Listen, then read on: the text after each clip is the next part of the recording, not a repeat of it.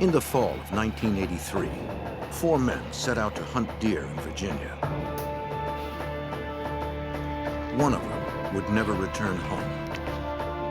Authorities determined the hunter's death was accidental, but an insurance adjuster believed otherwise. A year later, the FBI had only one option. Agents had to get the suspect's confession on tape before their witness also became the hunter's target.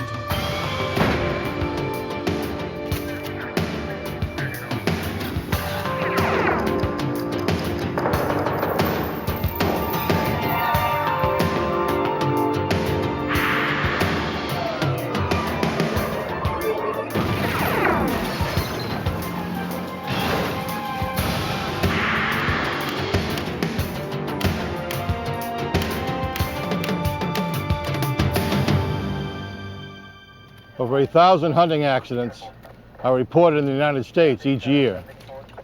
Fewer than 10% of them are fatal. But when one hunter's death seemed suspicious, the FBI was called in to investigate. I'm Jim Kallstrom, former head of the FBI's New York office. Agents would have to determine if their suspect was a grieving father figure or a man who murdered a friend in cold blood.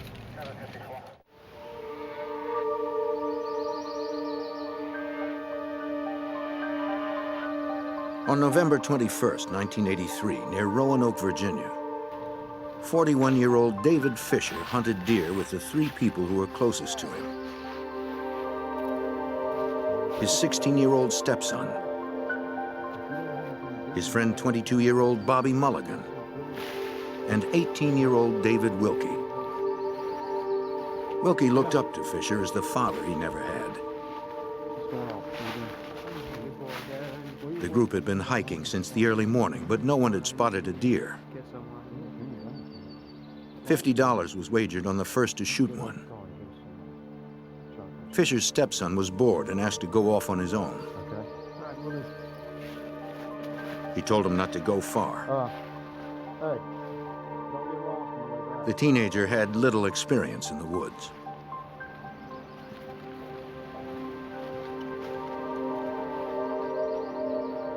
He walked a short distance when he heard someone yell, "Deer." Then he heard a gunshot. The boy ran back to see if anyone had won the $50.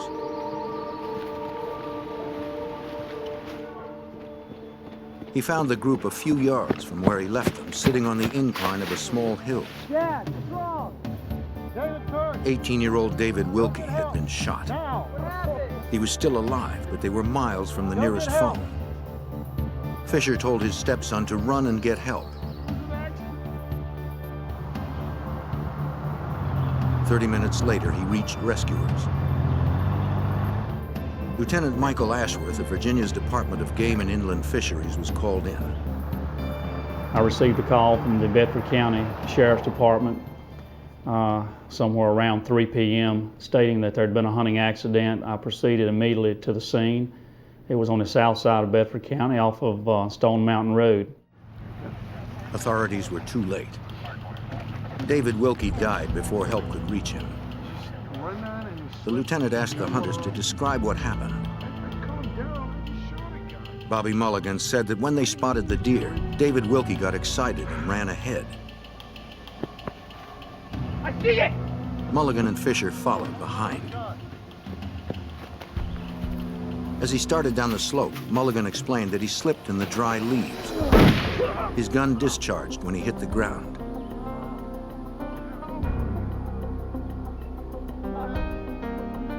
To Lieutenant Ashworth, it was clear that Mulligan was a novice with firearms since he had made such a critical error.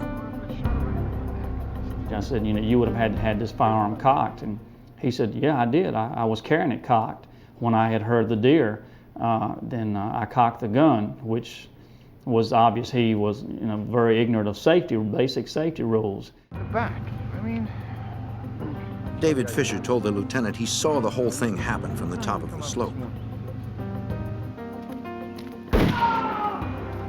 He was behind the 2 younger men when the shot went off. He saw Wilkey go down and rush to the side of the fallen teenager.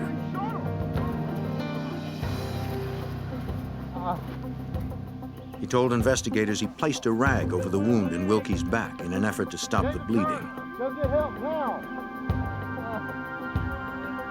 The father figure tried to comfort his dying friend until help could arrive. But after only a few minutes, Wilkey stopped breathing.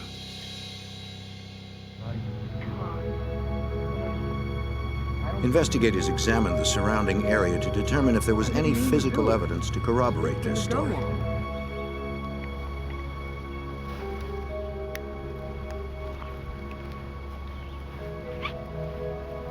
Investigators found the spot where Mulligan had slipped.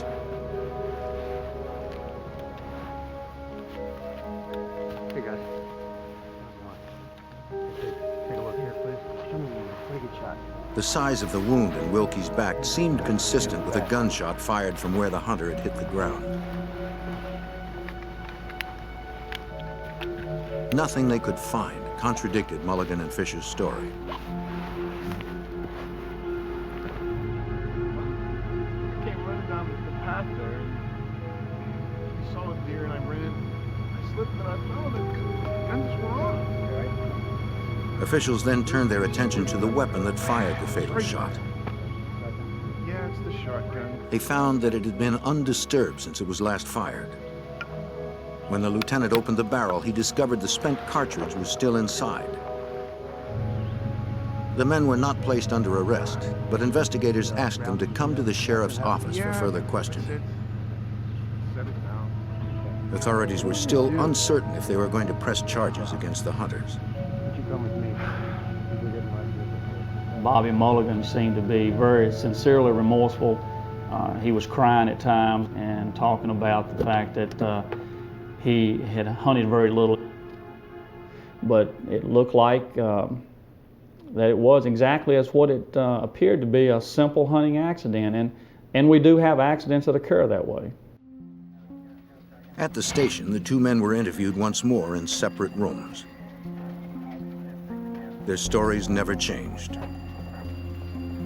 Unlike Bobby Mulligan, David Lee Fisher remained composed and assured his stepson that everything would be okay. Don't be so. It's not the same. Since the hunters had inadvertently wandered onto private land, they were charged with hunting on posted property.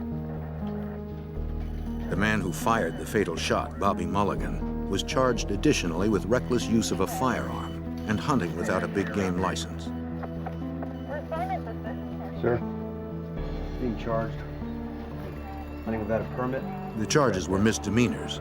You'll have a court date. Trespass? Fisher and Mulligan would need to answer them in court.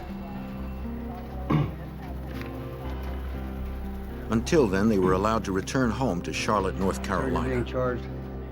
Reckless use of a firearm. As standard procedure, David Wilkey's body was autopsied.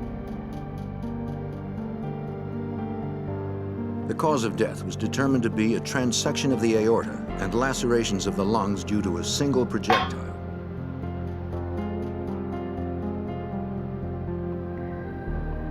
In addition to the 12-gauge slug, the medical examiner extracted cardboard wadding that had also been discharged from the shotgun shell.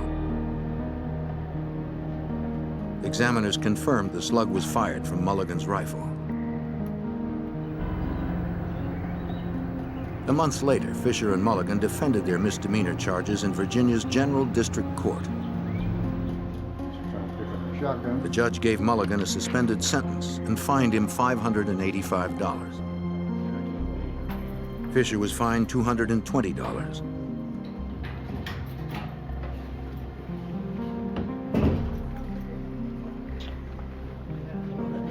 The property officer returned the shotgun to the men, and the case was closed.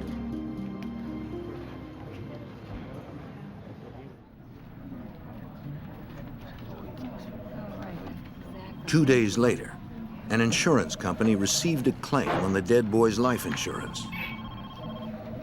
The policy promised to pay $100,000 in the event that Wilkey's death was accidental. Though Wilkey's signature appeared on the forms, he was not the policy's owner. His close friend, David Fisher, was the owner and the sole beneficiary. I don't like this. This wasn't illegal, but it struck the agent as strange since Fisher wasn't listed as the boy's father, nor as his business partner. John? The company decided to contest the claim. This is claiming an accidental death? On January 6, 1984, they hired independent claims director Harlan Davis to determine if David Wilkey's death was in fact accidental. They contacted our office and requested that we complete an investigation to determine the relationship between Bobby Mulligan, David Fisher, and David William Wilkey, and also to check police records, obtain a medical examiner's report, and to get in it and develop the circumstances surrounding this death. Davis attempted to contact Fisher and Mulligan, but the claims director was unable to reach them. He was able to reach Wilkey's single mother in Florida. This is Diane. Yes. She told him that her son had left home for Charlotte, North Carolina less than a year before. Who are you again? Oh. The 18-year-old had heard that his estranged father was in Charlotte visiting relatives. Wilkey hadn't seen his dad since childhood.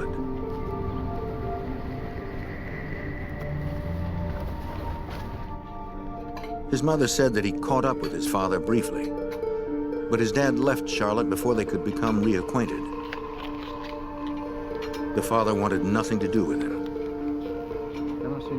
That's when Wilkey met Fisher. David Wilkey was looking for a father, which he didn't have. His father and mother were separated. They were distant from him. He felt like he wanted to get to know his father, and this is the reason he really fell into a relationship with David Fisher was because he was looking for this father figure, and it became a friendship. Shortly after her son died, Fisher called to tell her that the teenager wished to be cremated, but had no life insurance. The mother believed Fisher and ordered the cremation, since Fisher seemed to have been close with her son.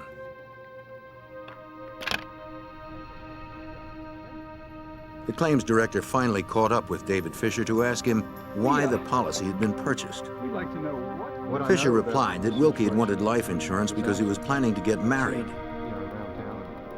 His fiancée did not want insurance, so the 18-year-old turned to Fisher. Since Wilkey had no money, Fisher gave him a loan and a job working for him to pay it off. Fisher was the owner and operator of Fisher Services, a small business that employed several people, including Bobby Mulligan. Morgues and mortuaries called Fisher Services when they needed a body transported to their facilities from accident scenes.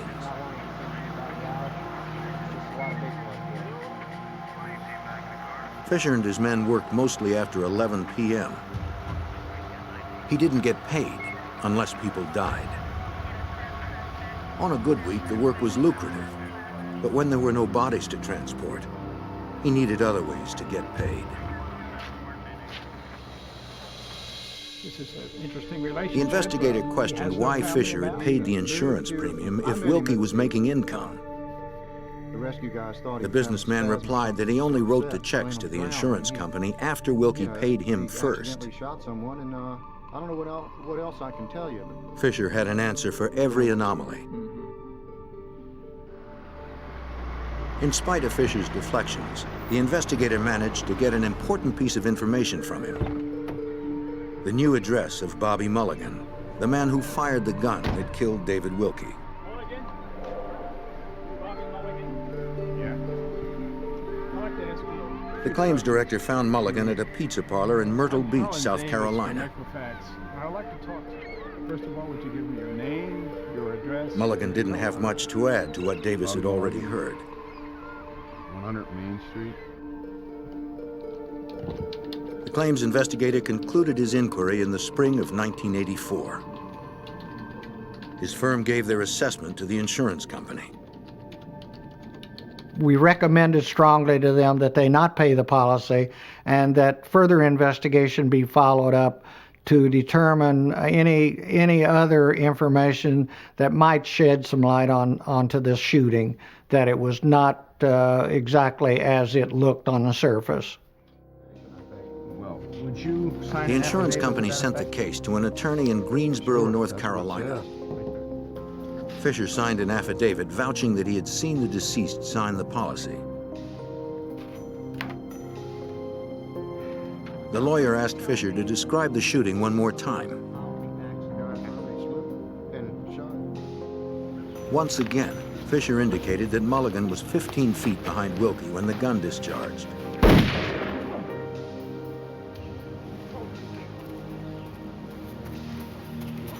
Have you seen what's in The attorney confronted Fisher with the coroner's report. You might like to take a look at it. 2 pieces of cardboard wadding from the shotgun shell had been found inside Wilkey's chest. For the wadding to have lodged there, it was likely the shot had been fired from much closer than 15 feet. The evidence was not strong enough to prove murder, but it was strong enough to win a civil suit. We are prepared to make you an offer. He offered Fisher $25,000 to settle out of court, the amount the lawyer figured it would cost to defend the case. Fisher accepted. Now, if you will sign here, please. They were afraid that if they did not settle the claim for some amount, that David Fisher would possibly sue them for not following the law and paying a claim when he had a legitimate claim. David Fisher had just made $25,000 from the death of David Wilkey, his friend and employee. The portion of that money he loaned to a friend would soon be paid back in ways he never expected. On a hunting trip to Virginia, 18-year-old David Wilkey's shooting death had been ruled accidental. The man the dead teenager had looked up to, 41-year-old David Fisher, had been paid $25,000 as the sole beneficiary of the boy's life insurance policy. Then a year and a half later, in the spring of 1985, Special Agent Robert Mcdowell of the FBI Charlotte Field Office received a call from one of his informants. Early on in 1985, I had a source, and one day he came to me with a story that a friend of his had been hired and refused to take the job to murder somebody for insurance money. I at first didn't understand exactly why he was bringing me this information and why this individual is willing to talk about this now. Over the course of 2 more weeks, the agent continued to speak to his source. Well, The informant said his friend's name was Bear, and that Bear's life was in danger. Agents wanted to speak to this person at the Charlotte FBI field office. But the source said Bear was reluctant since he was an ex-convict. He would only meet them in a neutral place. They agreed to meet in a park. Special Agent James Lillard, who's currently working undercover, helped Agent Bob Mcdowell develop the case. Working right beside Bob, we asked me if I wanted to go out with him to interview his source and find out a little bit more about this information. Lillard would keep watch from a distance in case his partner was being set up. Bear arrived on schedule. His real name was Gerald Stedham. Stedham said that a man named David Fisher was threatening his life because Stedham owed him several $1,000s from a personal loan. He also accused Fisher of murdering 18-year-old David Wilkey more than a year earlier. Agents were skeptical.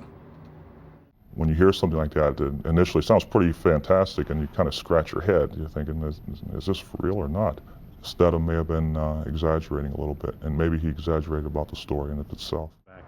look, I'm not wearing He hoped the FBI would protect him in exchange for information about his old friend David Fisher. When the agent asked if Stedham was willing to wear a wire to prove the story, the ex-convict refused. He had his run-ins with law enforcement officers before, and he pretty much said right from the very beginning that he didn't trust police, FBI, or anybody else. So at that point, it was a matter of trying to gain Stedham's trust to the point that he would actually work with us and not back out of the situation once he started getting into it. Agent Mcdowell needed to find out more about Fisher.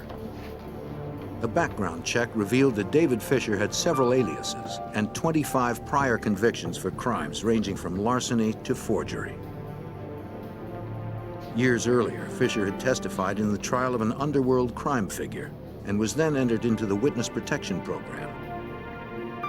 Not long after, his protection was removed since his continuing criminal behavior was in violation of its rules. Agents also checked records in Virginia to confirm Stedham's story. Yes, there was, in fact, a hunting accident where a gentleman by the name of David Wilkey was shot in the back, supposedly accidentally. So that in itself verified that this definitely happened. Then the next step is to find out if there are any motives here. I mean, why did this happen? And if there was any other details. Mcdowell arranged another meeting with Stedham to find out more. Stedham refused to come to the FBI office. Instead, he agreed to meet in the parking lot of a local restaurant. Once again, Stedham promised to tell the FBI anything they wanted to know about Fisher, but refused to wear a wire to secure evidence.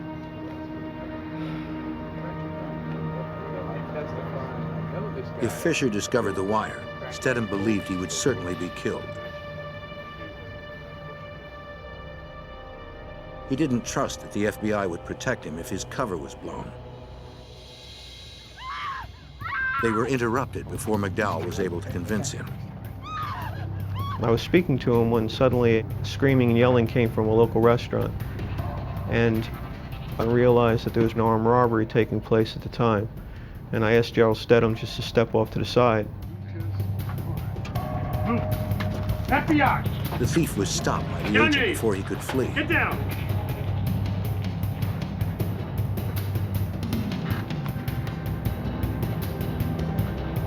Stedham was speechless. At first, he wondered if the agents had staged the robbery to convince him to cooperate. When he was sure the arrest was real, his attitude towards the FBI changed. And at that point, I realized that I had gained his trust as somebody who knew what he was doing. So from that point on, it was pretty easy to be able to get Stedham to believe that we were going to protect them and be able to get the information that we needed. How can I help you? Well, I really think it's meeting to help you out. At last, Stedham agreed to meet with agents in the FBI offices. For the first time, agents learned the plan Fisher made to kill his young friend David Wilkey. In the summer of 1983, Fisher suggested that he and Stedham, his old prison buddy, could make $100,000 from a life insurance scam.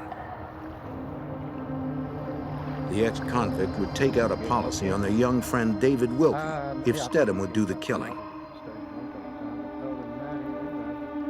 Despite working several odd jobs, Wilkey was poor and estranged from his family. Fisher believed no one would miss him.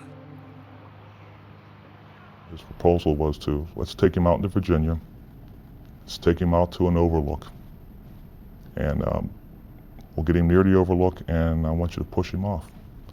And that way, he would die, it would look like an accident, and Fisher could collect the insurance money, and which of course he would share with him if he did it.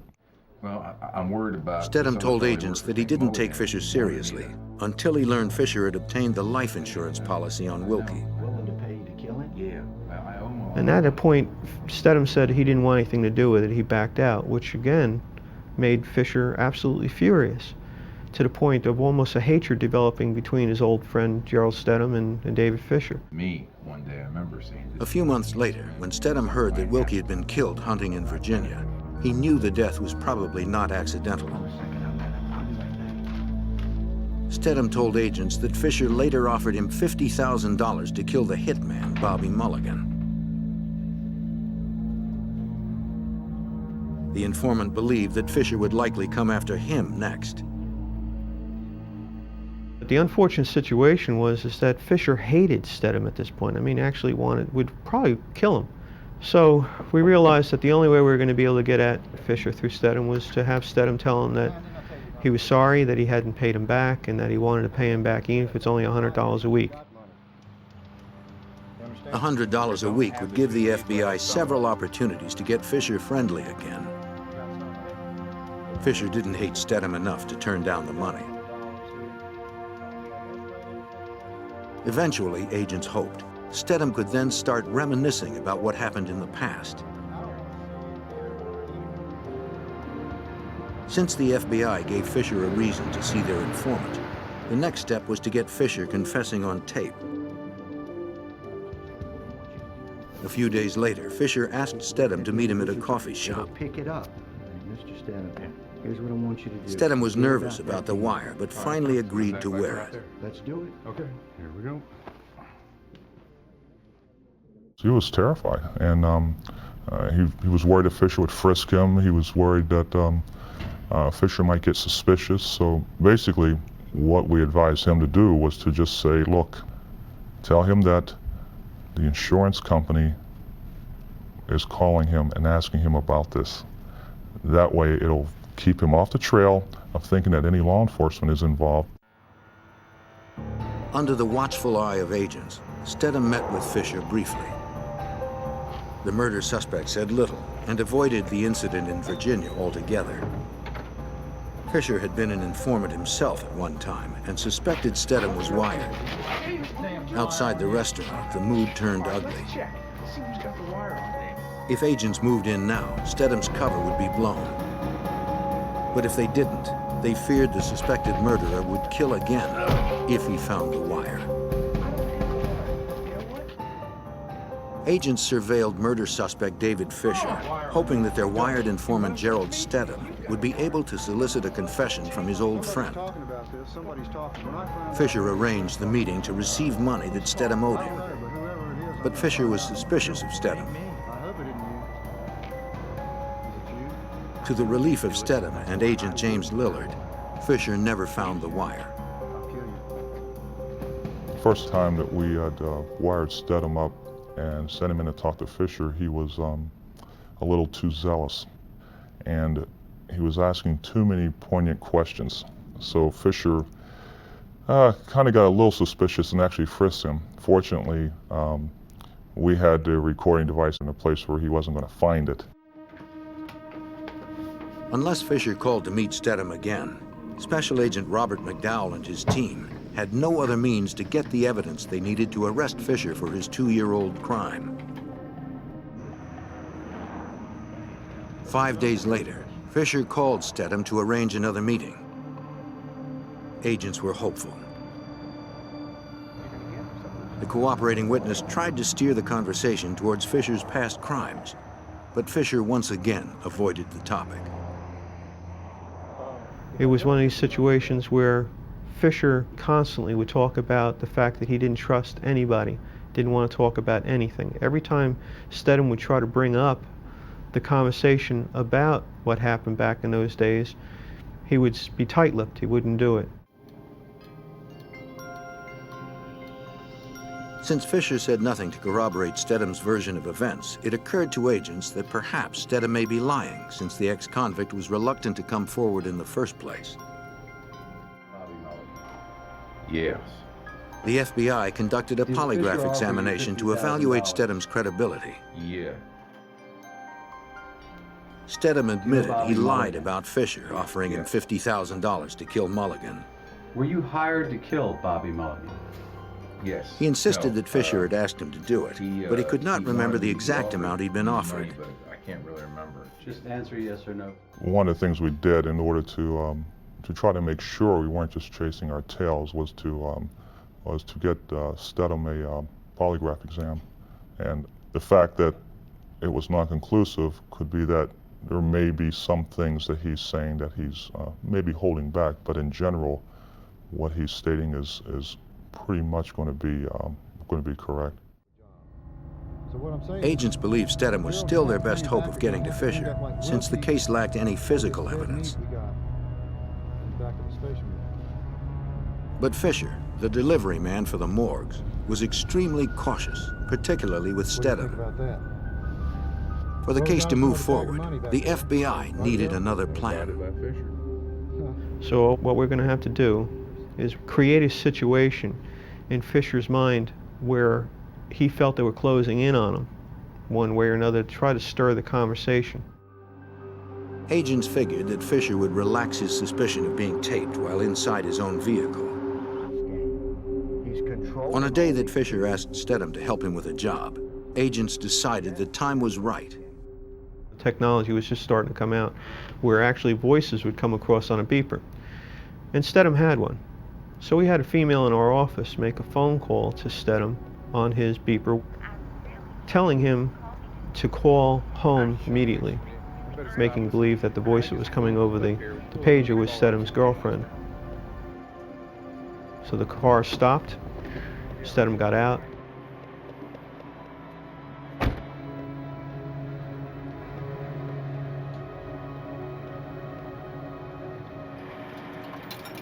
For appearances, Stedham briefly spoke to the agent back in the office to let her know the message was received.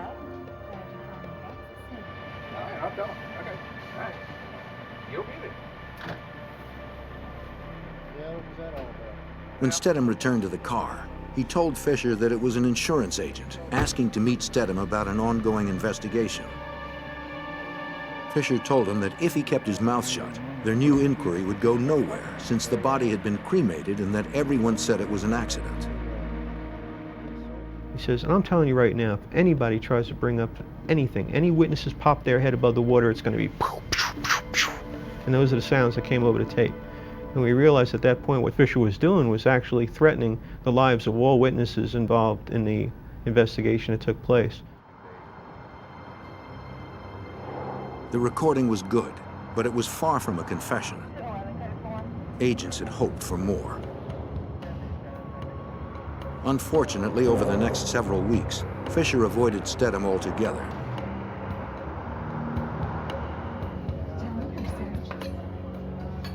Agents pursued Mulligan instead. On tape, the shooter described a meeting he had with Fisher after the shooting. Mulligan told him that he had written out the details of what happened and gave it to someone for safekeeping.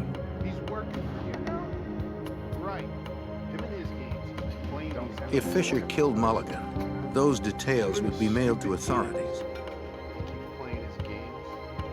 Mulligan refused to tell Stedham what he had written or who held the letter. Then, just after midnight on June 16, 1986, an anonymous woman called the FBI to report that a hitman would be coming after Stedham. Agents scrambled to hide their informant at a remote location. They suspected that Fisher had made the threat. Investigators hoped they could secure an arrest warrant before the suspected killer got to Stedham. Fisher had arranged a killing before. Agents feared he would kill again. While agents began to close in on murder suspect David Fisher, the FBI received a death threat against their informant, Gerald Stedham. To protect their key witness, Stedham was held in a remote location until agents could decipher the identity of the caller.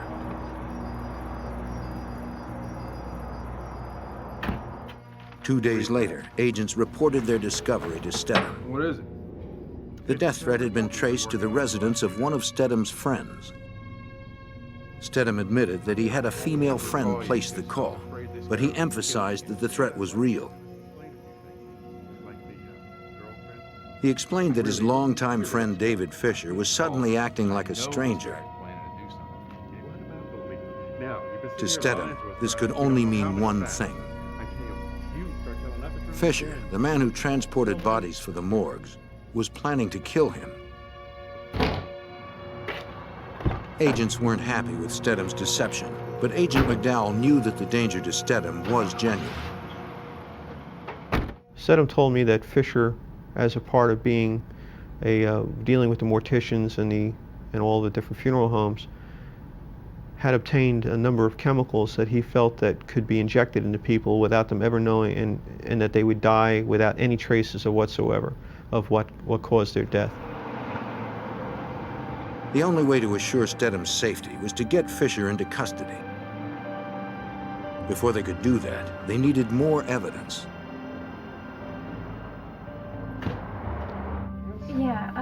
In the fall of 1986, a year and a half after the FBI began their investigation, agents finally tracked down David Wilkey's former fiancée.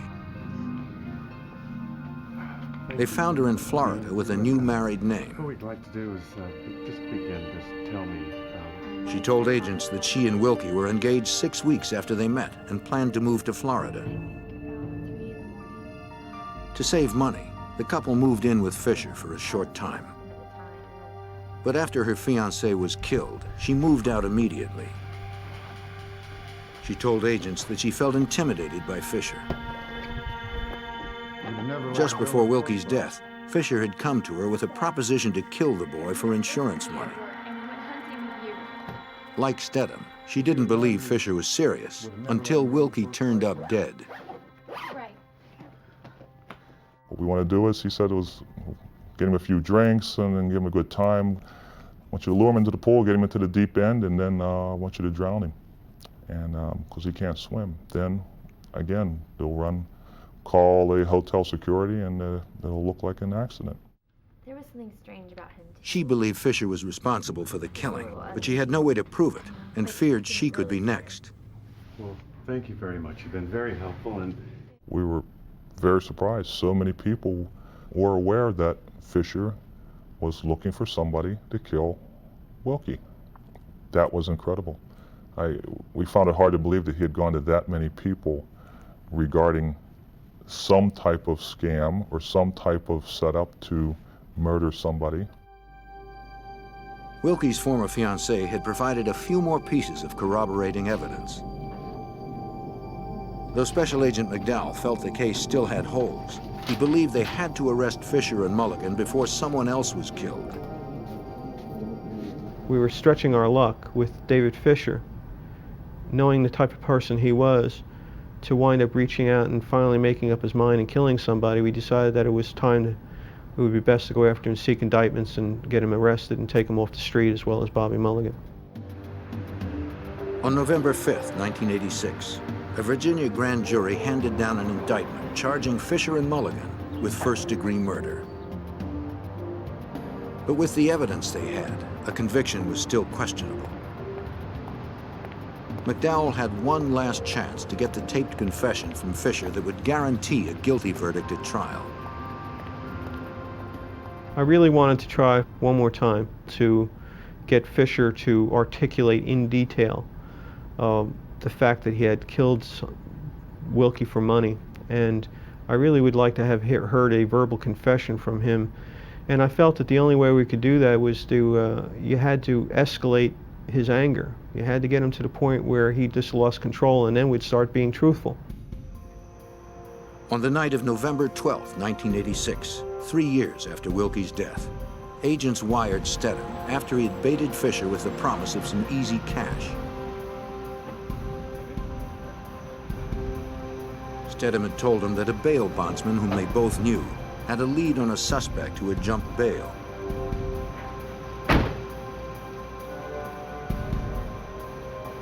The bondsman, covertly working for the FBI, would ride along. There were several locations in which the trio would go. And the plan was that the third individual in the car would be able to get out of the car, and leaving Fisher and Stedham alone. And that in between each stop, Stedham would escalate the situation by confronting Fisher straight up. Everybody who will listen, you sitting there. Stedham needed to push Fisher to the brink in the hopes that he'd reveal his crime.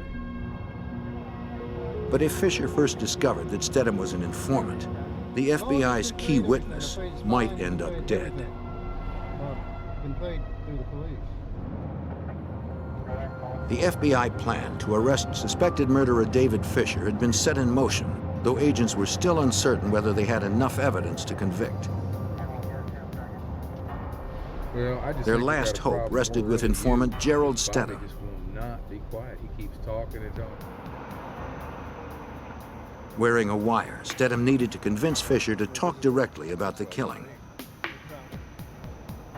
A bondsman who Fisher believed was checking leads on a fugitive was in fact working covertly for the FBI. Tell you how it kills me about Mulligan.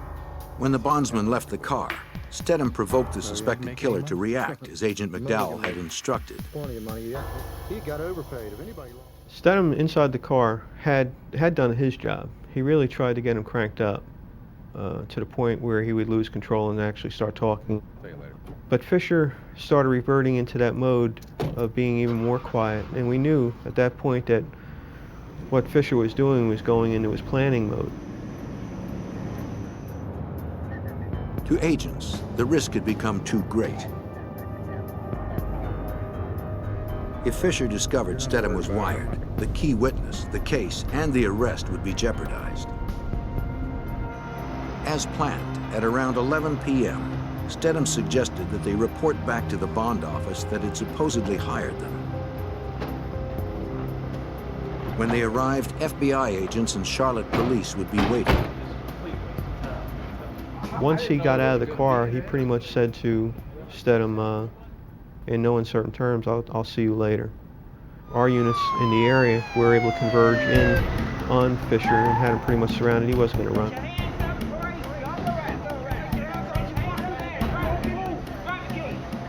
Members of the Charlotte Police Department's fugitive unit arrested Fisher, Stedham, and the other bondsmen. They wanted to remove any suspicion that Stedham and the bondsmen had set Fisher up. The other part of the plan that night was that we had surveillance teams out following Bobby Mulligan, and we knew where he was going to be located. So after the arrest of Fisher took place, we immediately restaged and set up our arrest phase for Bobby Mulligan.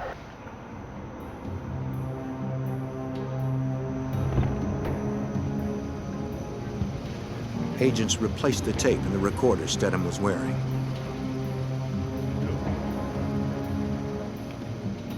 As instructed, Stedham had made arrangements earlier that evening to pick up Mulligan from a club where he worked part-time. It was after midnight when the two of them arrived at a tavern.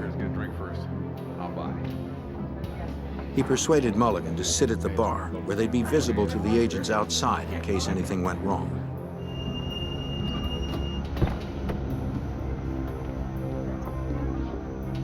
When units from the Charlotte Police Department arrived, agents directed them to make the arrest.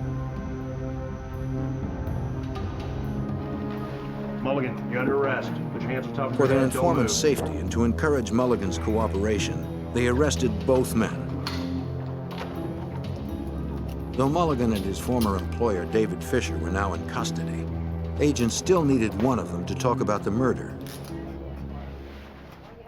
We wanted to set it up to the point where David Fisher would be within view of the fact that Bobby Bryce Mulligan was being brought in. And we wanted him to know in no uncertain terms that we had him and we had the shooter, and hopefully to make him realize that he was had. It didn't work.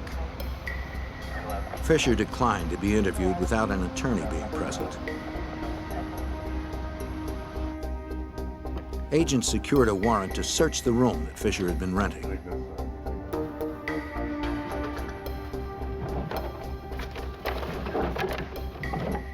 Recorded in Fisher's diary, they found a series of cash payments to Mulligan. From a closet, they removed 2 strong boxes. Agents hoped that inside they would find the criminal evidence that could ensure Fisher's conviction.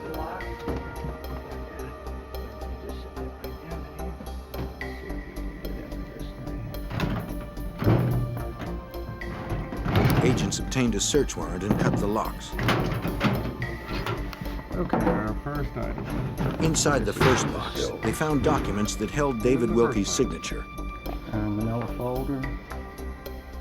They were likely samples used by Fisher to falsify the insurance claim. But the evidence was only circumstantial. In the other, they found only personal effects, nothing of evidentiary value. It looked like agents would have little else to offer as evidence at trial.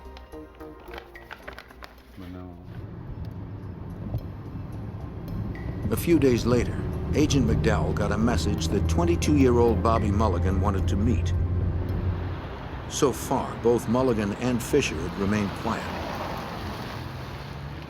But after a couple days of thinking about it and in consultation with his parents, it was apparently Mr. Mulligan's decision that he wanted to come clean about his participation in this murder and felt that it was to his best benefit to be the first to come forward with a confession.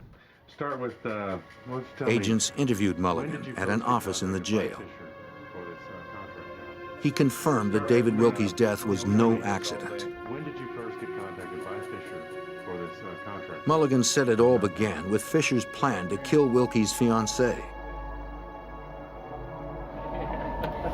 Fisher had fronted Wilkey money to romance a young woman, kill her, then collect on her insurance. Hey, David, I just want to say thanks. But Wilkey fell in love and backed out. Try to stay out of the way, okay? Thanks. It won't be that long. Fisher was furious. To get the money back that he had invested in the teenager, Fisher recruited Mulligan to kill Wilkey for his insurance. Mulligan's story supported Steadham's. Agents finally had the corroborating evidence they'd been pursuing for over a year. Mulligan added that he had tried to call the whole thing off, but Fisher kept pressuring him to shoot Wilkey and get it over with. He said Fisher brought his ex-wife's son along as a decoy. Mulligan maintained that he actually did slip and fall. I'm fine.